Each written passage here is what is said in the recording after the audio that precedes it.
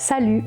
Ce soir, on va jouer avec une ferme toute simple, comme ce fermier qui habitait en Amérique. C'était un pauvre fermier veuf. Il avait 3 enfants et il travaillait dur pour les nourrir. C'est qu'il n'avait qu'un tout petit troupeau. En fait, je ne sais pas si on peut parler de troupeau. Il avait juste une vache, un veau et un petit ânon. Et il avait bien quelques terres, mais elles étaient plutôt sèches. Eh bien, à la fin de la journée, quand ses enfants dormaient, le pauvre fermier prenait un moment pour lui. Il allait sous l'auvent et il se laissait bercer par son fauteuil à bascule. Et il rêvait. De quoi peut rêver un papa? Eh bien, comme tous les pères du monde, ce fermier rêvait des 1001 manières de gâter ses enfants. Alors il se balançait et il rêvait s'il pouvait apporter une orange pour chacun de ses enfants. Et puis il rêvait aussi de pouvoir apporter un train en bois qui ressemble à ces grosses machines qu'on voit à l'horizon et qui crachent des nuages de vapeur. Et il pourrait aussi apporter une maison de poupée qui réjouirait ses enfants. Et quand il avait assez rêvé, il se levait, il allait se coucher. Ce soir-là, il avait travaillé dur toute la journée. Et il avait neigé, tout était blanc. Les enfants étaient couchés. Et lui, il était sur sa chaise à bascule. Et il était triste. C'est que c'était un soir spécial, c'était la veille de Noël. Et il n'avait pas un cadeau à mettre à la cheminée. Pourtant, il en avait rêvé et aucun de ses rêves ne s'était réalisé. Alors il a décidé ce soir-là de ne pas rêver.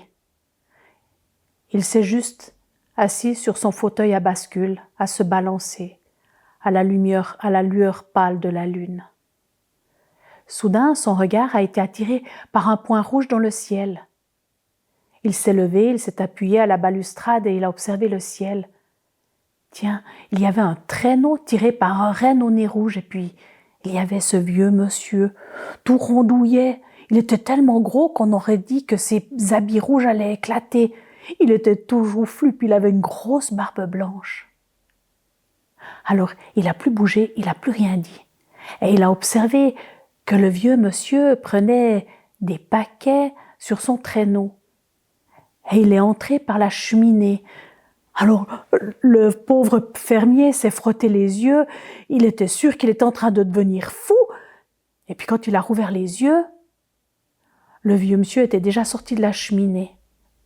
Il l'a regardé, il lui a fait un signe, un clin d'œil, il lui a dit « Joyeux Noël et bonne nuit !» Dès que le traîneau avait disparu à l'horizon, le pauvre fermier est entré dans sa maison. Il est allé vers la cheminée. Il y avait là 3 paquets. Il les a touchés, c'étaient des vrais paquets. Il les a tâtés, il a reconnu, il y avait 3 oranges dans un train en bois dans l'autre, et puis une maison de poupée dans le 3e paquet.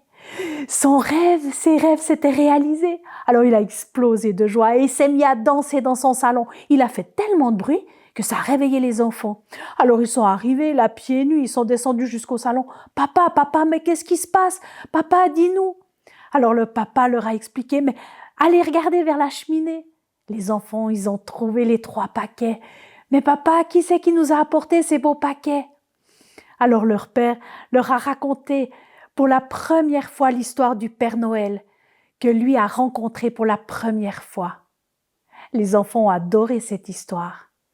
Alors, ils ne s'en lassent pas et ils demandent encore et encore « Papa, s'il te plaît, raconte-la encore une fois. » Et le fermier, il la raconte encore et encore et encore.